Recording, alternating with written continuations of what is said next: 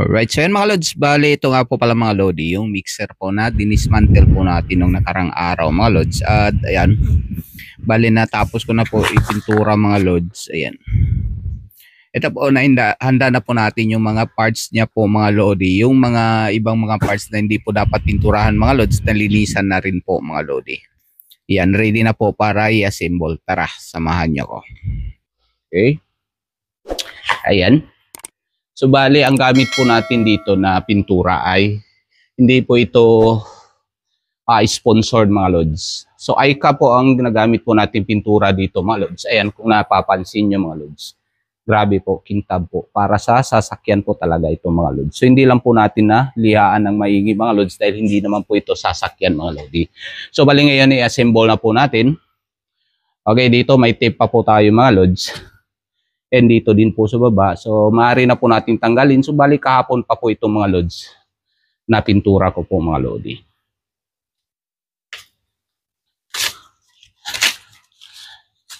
So, bali umabot nga po pala tayo sa pag-prepare po dito mga lods. Umabot po ng 1 linggo mga lods. Dahil i-grinder pa namin mga lods at magtanggal po ng lumang pintura niya mga lods. Pero hindi naman buong araw ang pagtrabaho po namin dito mga lodi.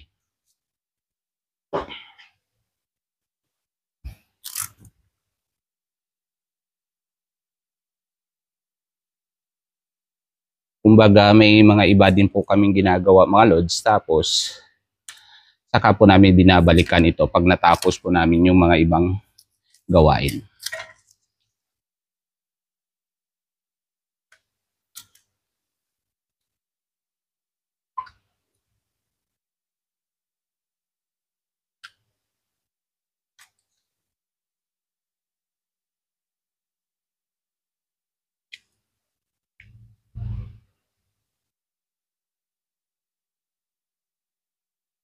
Yun.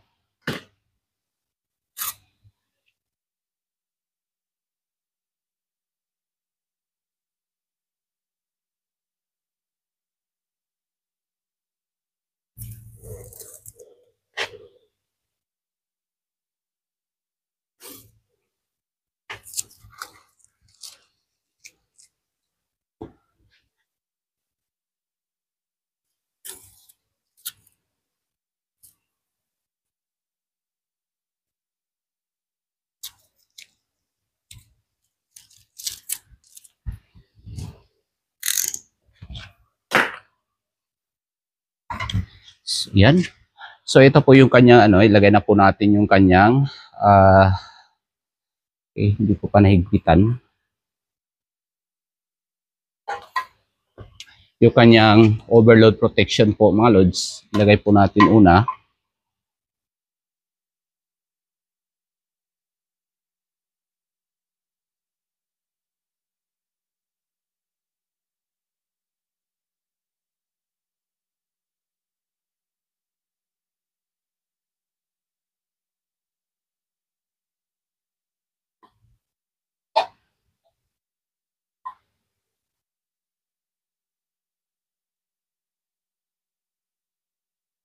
Yan. Tapos, ito yung kanyang switch mga lods. Selector switch. Ayan. Hindi pa ako nakahanda ng 4 niyang mga screw. So, 4 na screw po ang ginamit sa selector switch niya mga lods. Okay, isa na screw niya. Liit.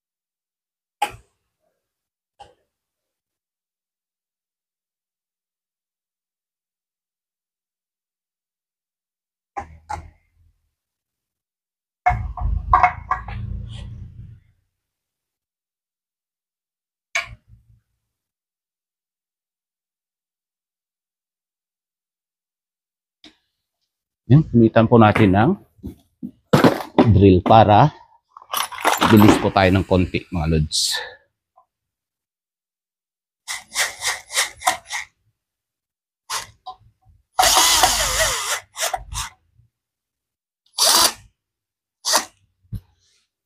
So ayan. At pagkatapos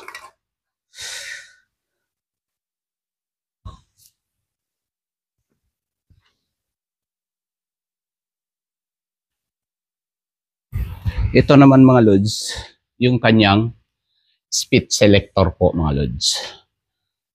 Okay, speed selector niya.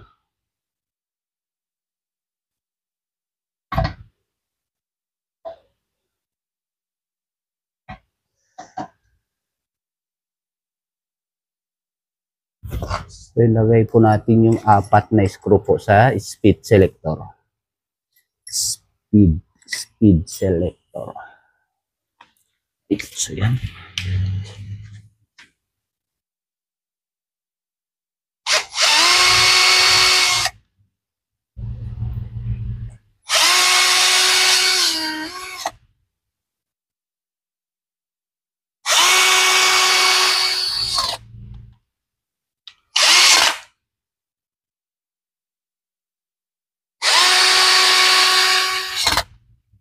Yan, ilagay na po natin yung speed selector. So, ganyan po yung 1, ito yung 2. Tapos, balik po natin sa 1 bago po mag-3 sa taas, mga lods. Okay. Tapos yan, mga lods, ito po yung kanyang pinaka-importante, mga lods. Yung motor niya, mga lods. So, yan, ito yung motor. So, induction motor po ang gamit dito, mga lods.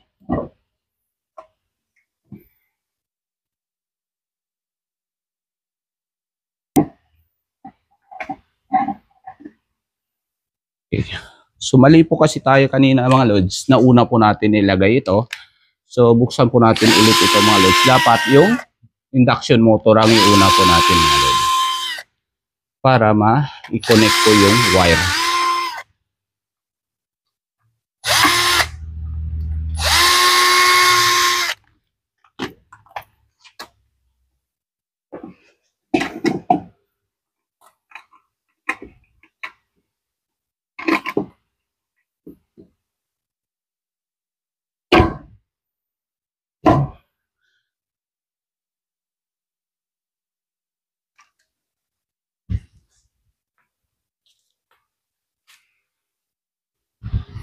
At mali na naman po tayo mga lods. Bago po sana ang motor mga lods, dapat iuna po natin yung wire po natin mga lods. So yan. So normal lang po talaga yan mga lods. Sa atin na magmali-mali po mga lods.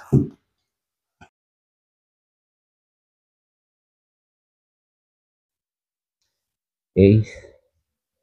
Normal lang po magmali-mali mga lodi. Okay, so yung isang wire mga lods, i-connect po natin sa overload po. Okay, hindi ko na po maipakita sa inyo.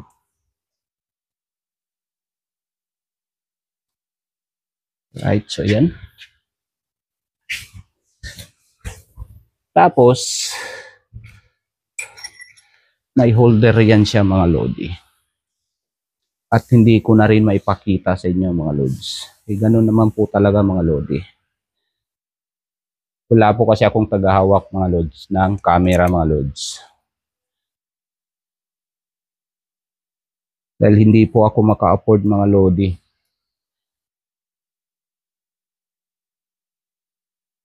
Magbayad ng tagahawak mga lods. Right, yan. Yung isang wire mga lods, dapat nakakonect po yan talaga sa earthing mga lodi.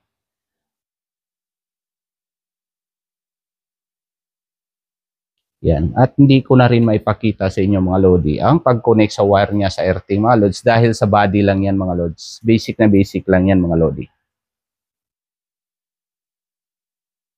Okay. Kitan lang ng konti mga lods.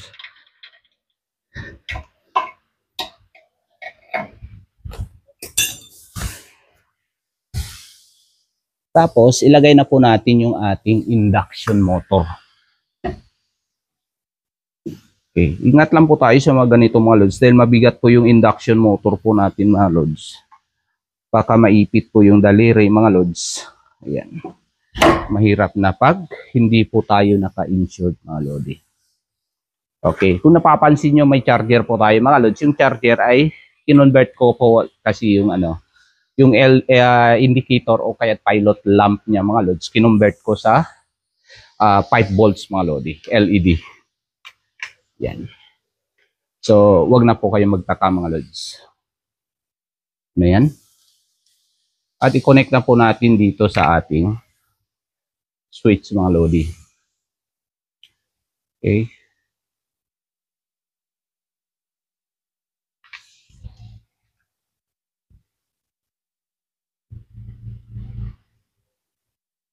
Ito po yung manggagaling po sa ating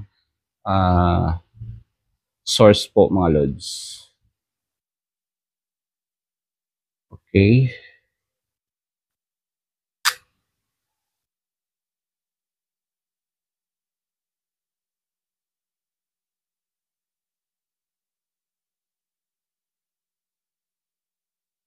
Alright. Tapos, dito sa kabila mga lods, ito na po yung sa ating charger mga lodi.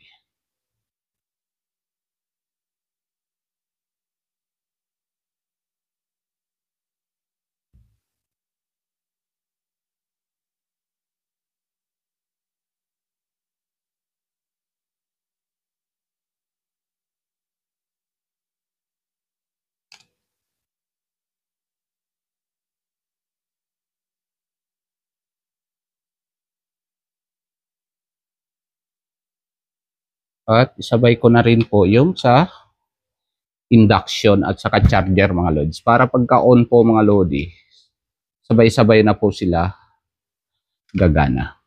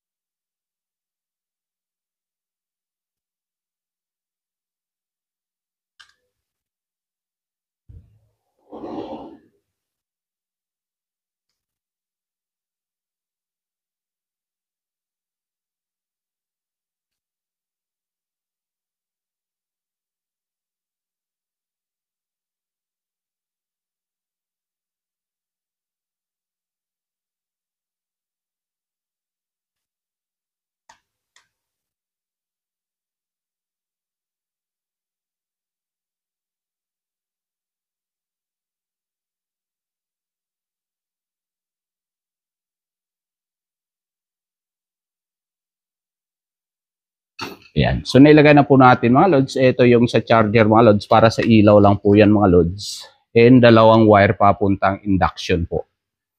Induction motor. Okay.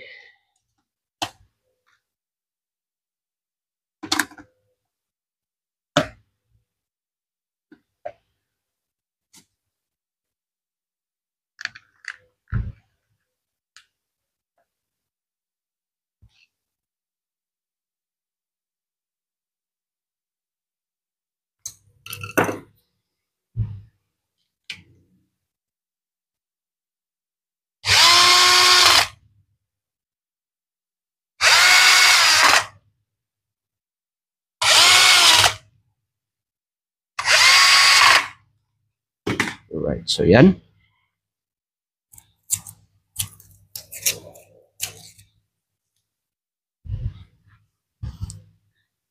Okay. Tapos yung pulley niya mga lodi.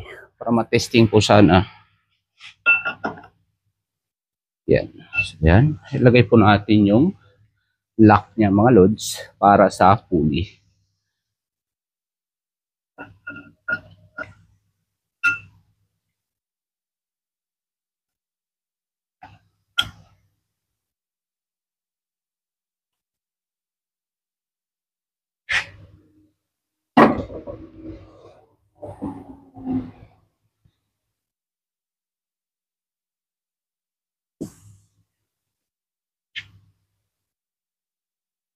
Right, so yan. Itan lang po natin.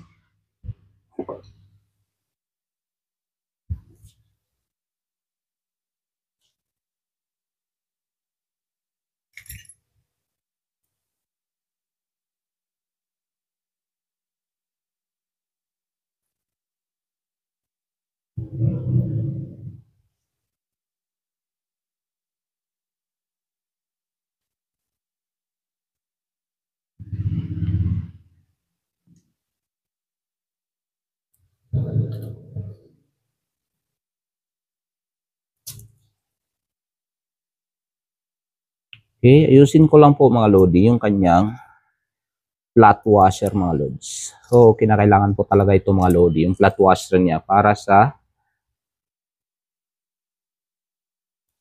motor niya mga lods.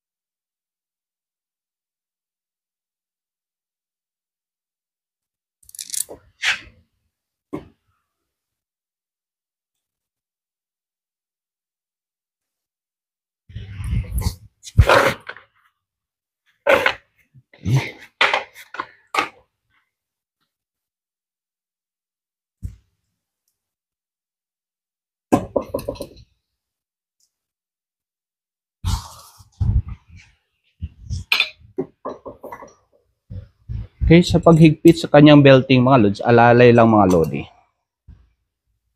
Di po pwedeng sobrang higpit mga lods dahil mapuputol yung belting niya mga lods. Madali po kasi masira mga lodi.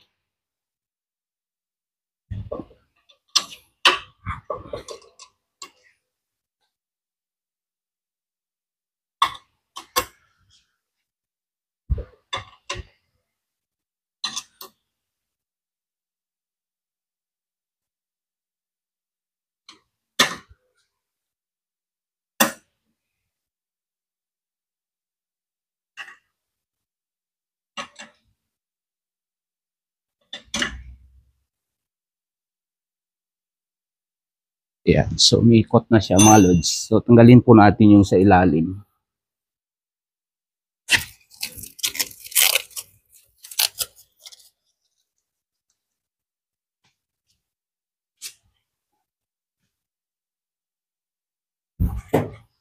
Okay, ito po yung lock ng pulley niya mga lodi. Tapos, ilagay po natin.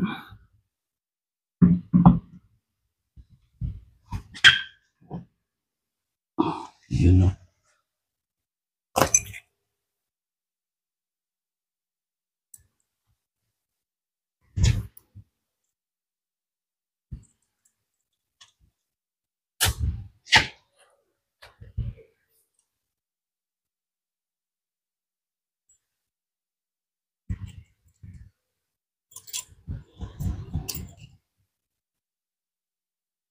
Tapos, tanggalin po natin yung tape.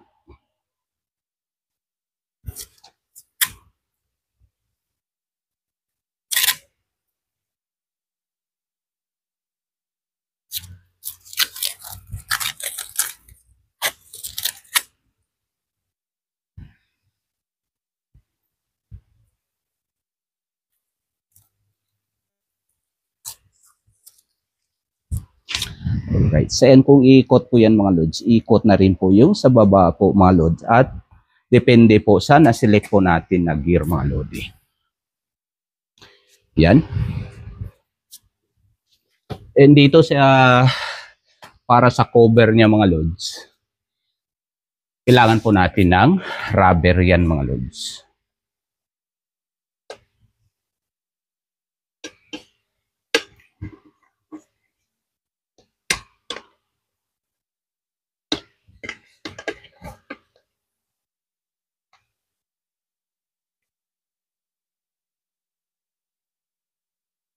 Yun, no? At bago po natin ilagay sa taas, So dati po kasi gold po yung sa ibabaw, gray po sa baba mga lods.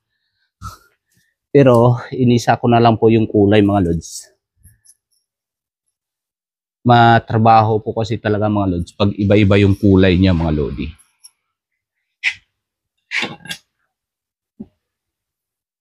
Yan.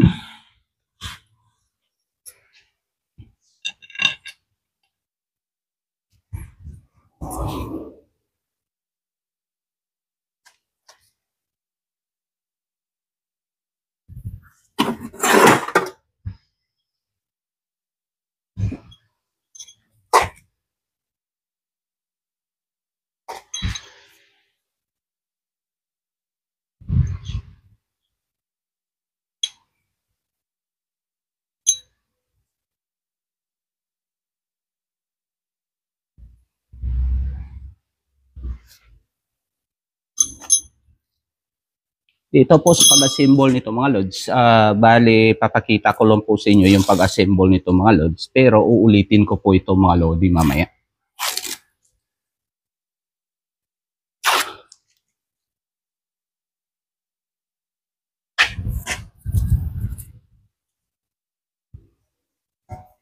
Okay, tapos ito.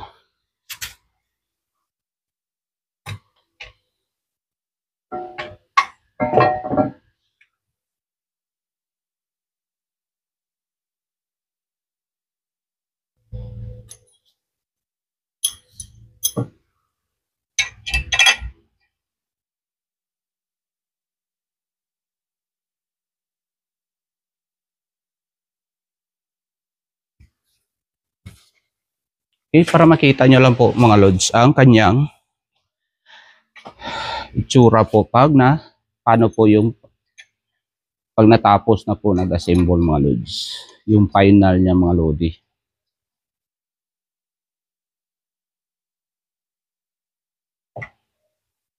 Yun. So ganyan lang yan siya mga lods.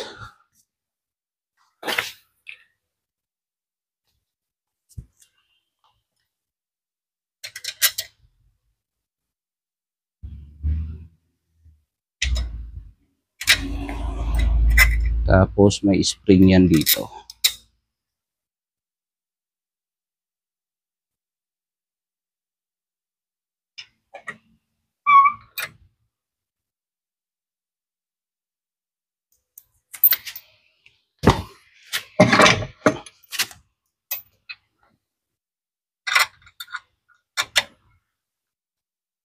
Ito ang pinakamahirap maglagay mga lods dito sa loob.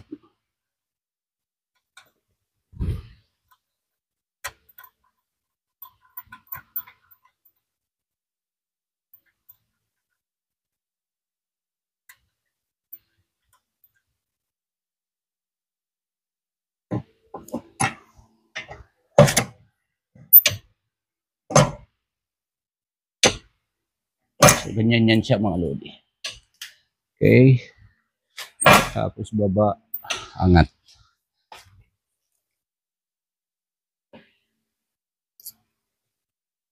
Tapos ito dito yung lock niya mga lods. Okay, ito po yung lock.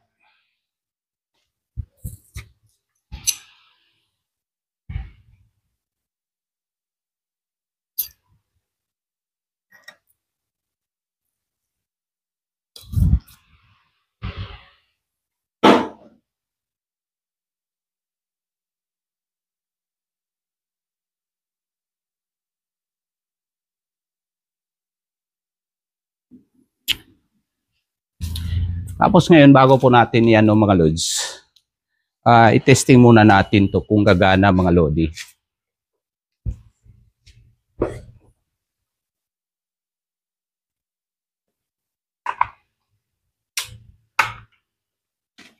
Yun. On. Yun no. So yan po ang gear 1, gear 2 mga lods. Tapos pag gear 3, mas mabilis po siya mga lodi.